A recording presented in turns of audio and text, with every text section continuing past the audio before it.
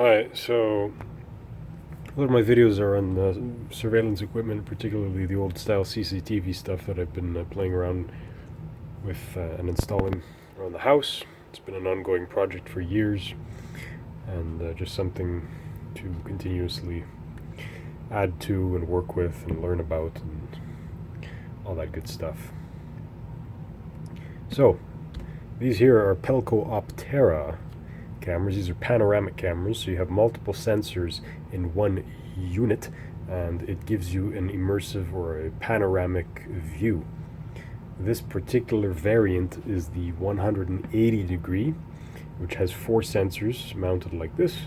I believe they have a 270 and then a full 360 with like one more at the bottom that gives you a full 360 view, and I'll show you that in a minute, what it looks like on the interface.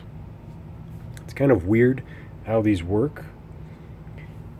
From my understanding, what made these at the time particularly special, they are actually still produced. They came out a few years ago. They still make these. They run about $1,600 a piece, and I've been graced with 3 of them, eBay special.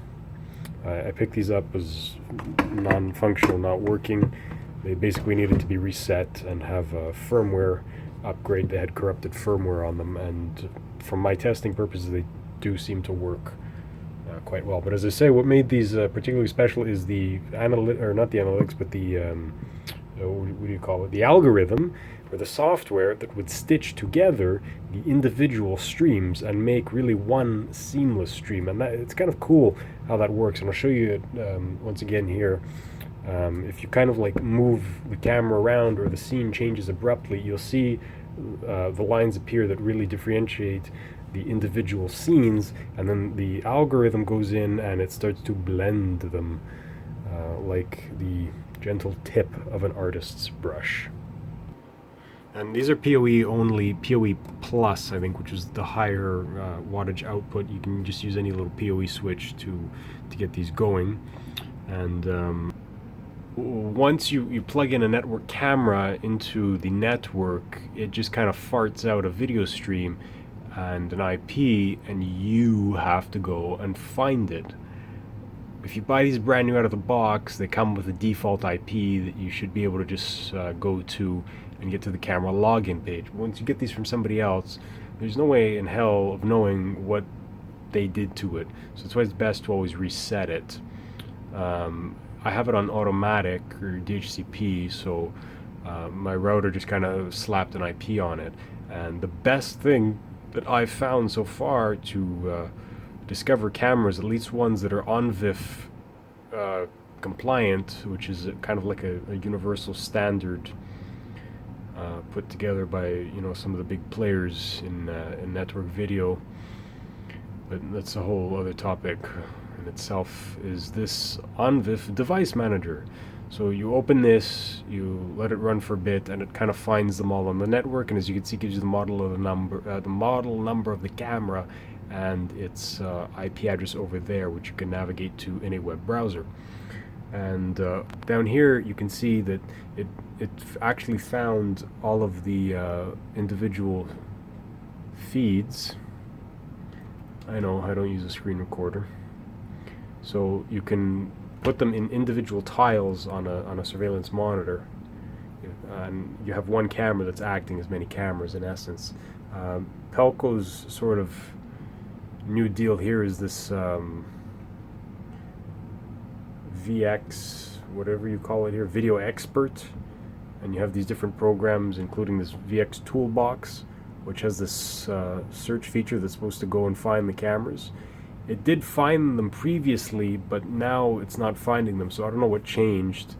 I haven't messed with this too much. I think it's kind of shitty, and this is basically Pelco's flagship VMS that they've sunk millions and millions of dollars into, or Schneider Electric has rather, before they jumped ship.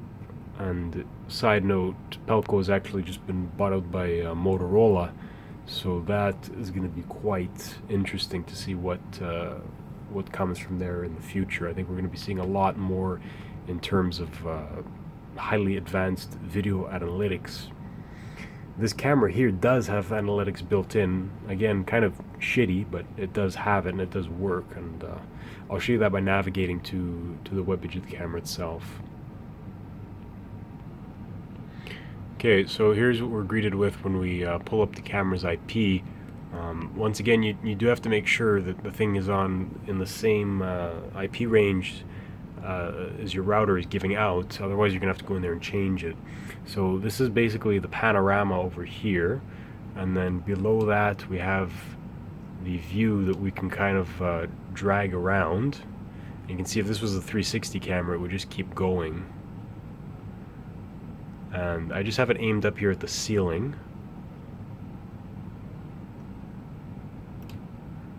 But I'll kind of change the view and come back to it. Okay, so I just change it quickly, and you can see here how it's stitching together the different scenes. I'm gonna go do that again so you can see it. You can see it's kind of fucking up a little bit over here, where it's seeing those straight lines from the ceiling tiles, and you can see it's kind of producing a bit of a digital artifact over there, presumably because the field of view is too close. But that's because the algorithm doesn't know what to do, so it's just spitting out squiggly pixels. It's called the digital artifact. Okay, so I just moved it quickly again, and you see it's slowly stitching together the scene and blending it as best as it can. So that's how the blending or the stitching works. There's actually an active algorithm in there that's doing that. It's not just spitting out individual video feeds. I'll say that the settings pages for these are very basically laid out and easy to use. You have all of your settings in here. You can go into network, and you can give it a static IP. You can give it a DHCP4, or rather IPv4 or IPv6.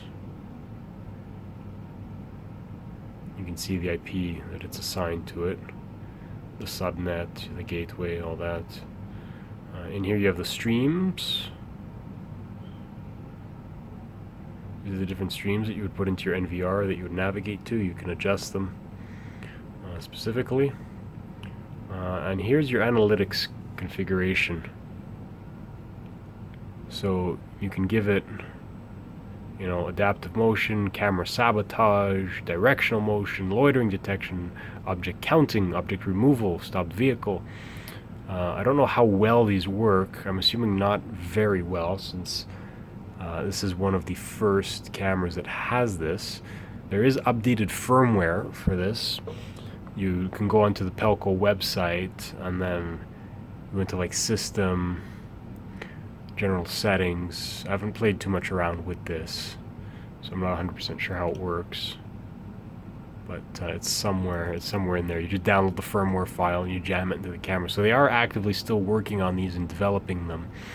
I'm pretty sure a lot of this shit's going to get discontinued by Motorola, and they're going to come up with all new cameras and probably a whole new VMS system and Lord only knows what.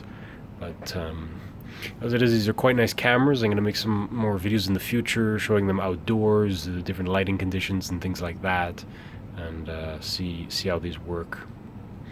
If you have any questions about these, or actually more particularly if you know more about them, please do leave a comment.